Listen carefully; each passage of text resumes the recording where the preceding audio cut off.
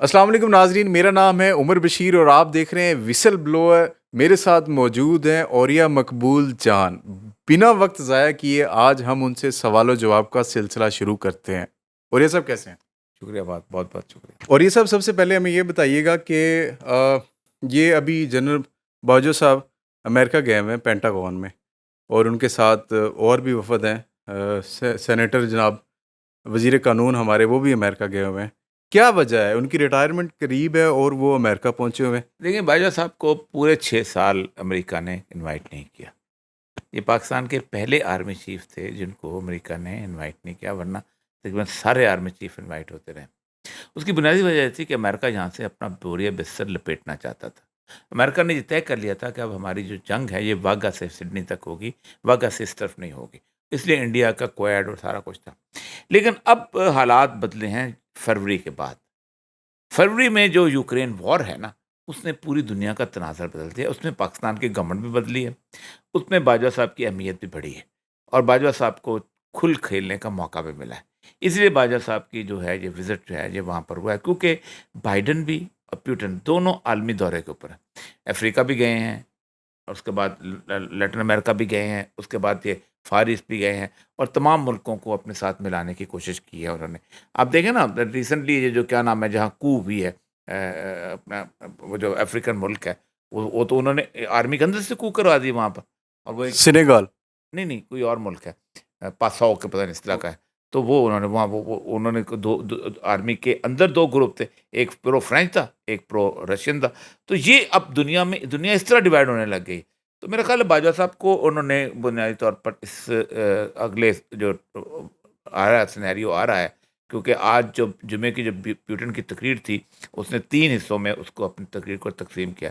उसने कहा नंबर 1 तो ये है कि ये सैटेनिक सूरत हाल है, शैतान है ये सारे के सारे, और हम तो चाहते हैं कि हम नेगोशिएशन करें उसके साथ। दूसरा, उसने ये कहा है कि हमें अमेरिका ने ही ये प्रेसिडेंट तय किया था कि एटम बम कैसे गिराए जाते हैं, और हम तो उस प्रेसिडेंट पे काम करेंगे। और तीसरा, उसने एक और बात की थी और उसने कहा था, हाँ, उसने कहा था ये जो पाइपलाइंस हैं ये अमेरिका खुद उस पर बम धमाके करा रहा है ताकि यूरोप को ये गैस ना मिले। और बाइडन का एक रेफरेंस भी देता है जिसमें बाइडन ने कहा है कि आप गैस ना खरीदें, हम पाइपलाइन जो है हम देखेंगे कैसे ये वर्क करती है। तो इस सिनेरियो के अंदर पाकिस्तान की बहुत अहमियत बन गई हुई है। लेकिन इस एक उल्टी एक बात पे जो पूरी दुनिया में चल रही है कि अमेरिका ये समझता है कि हम उस पाक फ़ौज को, किसी मुल्क की उस फ़ौज को, ताकत को अपने साथ मिलाएँगे जो पॉपुलर सपोर्ट रखती हो। इसलिए राबन राफ़ेल यहाँ आई थी और सिर्फ़ इमरान खान से मिल के गई है। आप ये रजीम चेंज के हवाले से आप इसको शिफ्ट कर रहे हैं, तो आपको लगता है कि ये जो इमरान खान का नारा था रजीम चेंज का, और फिर इनकी रिटायरमेंट से पहले वहाँ पे जाना अमेरिका, और कॉर्डन अवार्ड और इस तरह की चीज़ों में उनको सामने आगे रखा गया, आपको लगता है कि उनकी एक्सटेंशन को बढ़ाया जा सकता है, या इस वक्त जो आने वाले आर्मी चीफ है ये मुलाकात या इमरान खान की वापसी सियासत में बड़ी इंपॉर्टेंट होगी इस चीज़ पे? पाकिस्तान की आर्मी और पाकिस्तान के अवाम को जितनी डिटेल से अमेरिकन जानते हैं, कोई और नहीं जानता। अयूब खान की जिस वक़्त 1954 में रिपोर्ट गई थी अमेरिकन नेवी की, उस वक़्त नेवी होती थी, उस वक़्त वो नहीं बनी थी सही तरह, जो उनकी सीआईए नहीं बनी थी। तो नेवी रिपोर्ट करती थी, रिपोर्ट गई थी तो उसने बताया था कि इसका इन्फ्लुएंस कितना है फ़ौज के अंदर, और वो बाकायदा उसके बाद डिटेल उसकी बनाई गई थी। उसकी वो रिपोर्ट पढ़ने वाली है, अब तो खैर ओपन हो गई हुई है। तो उन्होंने इसको कहा था कि ये बहुत इन्फ्लुएंस। दूसरी बात ये थी कि इसकी सिविलियंस के अंदर भी बहुत वेल कनेक्टेड और उसके वो है। चिली के एक्सपेरिमेंट के बाद और ईरान के एक्सपेरिमेंट के बाद अमेरिका उस बिल्ली की तरह हो गई है जिसके पंजे जो हैं जल जाते हैं और वो हाथ नहीं लगाती उस ताकत को, कि जिस ताकत को कंट्रोल करने की एबिलिटी मौजूद हो। इमरान खान जो रेगुलर जलसे कर रहा है ना, और अपनी शो ऑफ पावर कर रहा है, वो बुनियादी तौर पर स्ट्रेटजी पाकिस्तान में भी है, लेकिन पाकिस्तान से बाहर भी दिखाने के लिए कि मैं यहाँ कितना पॉपुलर हूँ और मेरे बगैर आपको डिसीजन नहीं ले सकते। तो आइंदा अगर जो भी डिसीजन होगा, इसीलिए बाजवा साहब की और इमरान खान की मुलाकात करवाई गई है वहाँ पर, उसमें प्रेसिडेंट हाउस में, और वो भी किसी और के बिहेस्ट पे हुई है। और उसमें जो ऑफ़र उसको हुई थी जिसको इमरान खान ने आउटराइटली रिजेक्ट कर दिया, वो भी बहुत और तरह की एक लंबी कहानी है। लेकिन बुनियादी तौर पर एक बात याद रखें, जो काम भी होगा اس کام میں امریکنس سے چاہیں گے کہ عمران خان کی کانسرٹ میں شامل ہو. بالکل ٹھیک ہے. اور یہ سب اسی سے لنکڈ ہے، سائفر والا جو معاملہ چل رہا ہے اور آڈیوز لیک کا معاملہ چل رہا ہے. آج ایک کمیٹی بھی بنائی گئی ہے جس کو غالباً رانا ثناء اللہ صاحب ہیڈ کر رہے ہیں. اس میں I S I, D G I S C بھی یہ شامل ہیں، ڈی جی ایم آئی بھی، اور آئی بی کے ڈی جی بھی شاید شامل ہوں گے. وہ بیٹھیں گے اور اس کے اوپر طے کریں گے کہ ہوا کیا.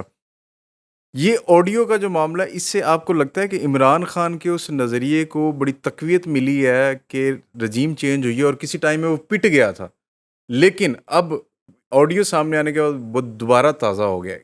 حقیقت کیا ہے اس کے پیچھے؟ دیکھیں عمران خان کو دوبارہ اٹھانا اور رجیم چینج کی صورتحال، اس کی یہ بھی ڈبل ایج ویپن ہے. پہلی بات یہ ہے، ایک تو یہ ہے کہ عمران خان کی رجیم چینج کا فلاسفی جو ہے وہ شہباز شریف کے اوپر دباؤ ڈالے گا کہ شہباز شریف کی گورنمنٹ جب ویک فوٹنگ پہ چلی جائے گی، اور خاص طور پہ جب یہ صورت ہے. اور دوسرا یہ سینیریو جو ہے یہ باہر بھی بتانا ہے نا کہ دیکھیں آپ کے بارے میں اس وقت پورے ملک کے اندر یہ فضا ہے، ٹھیک. اور لیکن کبھی کبھی بڑا الٹ پڑ جاتا ہوتا ہے، لوگوں کو پتہ ہوتا ہے کہ یہ کیا ٹیکٹس. اب مجھے یہ بتائیے کہ اس سارے سینیریو کے اندر پریزیڈنٹ ہاؤس ہو یا پرائم منسٹر ہاؤس یا کوئی بھی ہو، صبح اسکین کون کرتا ہے؟ انٹیلیجنس کے لوگ کرتے ہیں نا، جن کی ذمہ داری ہوتی ہے. پرائم منسٹر کا ہاؤس تو آئی بی ڈیفینیٹلی ان کی اسپیشل برانچ ہے، آئی بی ہے وہ. آئی بی ہے، بعض بار جوائنٹ ٹیمیں بھی کرتی ہیں آئی بی کے. اچھا اس کے اندر انفلٹریٹ کون کر سکتا ہے؟ ظاہر بات ہے کوئی انٹیلیجنس ایجنسی کر سکتی ہے. ایک عام آدمی کا وہ راستہ ہی نہیں بنتا کہ وہاں انفلٹریٹ کرے. باہر اس کے ماں کا نام بھی، تو باپ کا نام بھی، تو فلانے کا نام بھی، تو موبائل سائٹ پہ رکھے جاتے ہیں. اور یہ کہ زیادہ یہی ہوتا ہے نا کہ آپ توقیر شاہ کا میزائل وہاں رہ سکتا ہے نا، یا اعظم خان کا میزائل رہ سکتا ہے. نہیں، رانا ثناء اللہ نے بھی کہا ہے کہ ہاں وزراء کچھ لے کے جاتے رہے موبائل اندر. تو وزراء کو پکڑ لیں، انویسٹیگیٹ کریں نا. پی ٹی آئی کی جانب سے تو یہ کہا جا رہا ہے کہ یہ انٹرنل فیکٹر ہے، جس طرح یہ معاملات چل رہے ہیں اس سے یہ لگ رہا ہے کہ یہ خود جو ہے وہ سارا کچھ ہے. ڈیفینیٹلی. دیکھیں نا یہ جو ریکارڈنگ ہوئی ہے نا، اس ریکارڈنگ نے ایک بات کو کا کھول دیا پول کہ اتنی بڑی آرگنائزیشن جب پورے پاکستان میں 22 کروڑ عوام میں سے کوئی 2-2.5-3 لاکھ لوگوں کو انویسٹیگیٹ کرے گی، ان کے موبائل ریکارڈ کرے گی، ان کی چیزیں ریکارڈ کرے گی، تو کل اپنے گھر میں بھی ریکارڈ ہوگا. دیکھیں نا، ڈی جی آئی ایس آئی یا ڈی جی آئی بی یا ڈی جی ایم آئی تو نہیں ریکارڈ کرتا خود، اس نے پورا ایک سیٹ اپ بنایا ہوتا ہے، اس کے لوگ ہوتے ہیں. وہ لوگ سارے کے سارے حلف تو نہیں اٹھاتے، کوئی بھی کچھ کر سکتا ہے، کوئی بھی ایڈونچر کر سکتا ہے. بالکل ٹھیک ہے. اور یہ سب یہ ابھی بات ہو رہی تھی آج کہ جی 62(1)(f) کے حوالے سے سپریم کورٹ نے اس کے اوپر فیصل واڈا صاحب کی درخواست کے اوپر کہا ہے کہ کالا قانون ہے. ایک کالا قانون آپ کو بھی یاد ہے، کسی اور نے بھی کہا تھا، یہ بھی کہا گیا اب کالا، لیکن یہ تھوڑی سی اور دانست میں چل رہا ہے معاملہ. کیا یہ تیاری ہو رہی ہے نواز شریف کو واپس لانے کی؟ یہ تا حیات نااہلی کالا قانون ہے اور اب دوبارہ پھر سے اس بات پہ ایک تعین کر دیا جائے گا اس فیصلے کی روشنی میں. وہ کہہ رہے ہیں الیکشن کمیشن تا حیات نااہلی کا تعین نہیں کر سکتا. فیکٹس وہی ہیں، چینج نہیں ہوں گے. ہو سکتا ہے اس کیس میں تا حیات نااہلی کو ختم کر دیا جائے اور اسی کی پٹیشن میں نواز شریف پٹیشن دائر کریں اور وہ واپس آ کے سیاست میں ان ہو جائے. دیکھیں، تاحیات نااہلی کی جگہ اب تاحیات کرپشن کی دفعہ آنے چاہیے، کیونکہ اس کے مقابلے تو بھائی دیکھیں، میں ایک بات بتاؤں، دنیا کا میکسم آف لا ہے اور اسلام کا بھی یہی ہے کہ اگر کوئی شخص ایک دفعہ جھوٹ بولتا ہوا پکڑا جائے تو پھر ساری زندگی اس کی گواہی قبول نہ کرو. آپ کو پتہ ہے کہ ایک شک ہوتی تھی حلف نامے کے اندر انگریز کے زمانے میں کہ میں دیوالیہ نہیں ہوں، انسالوینٹ.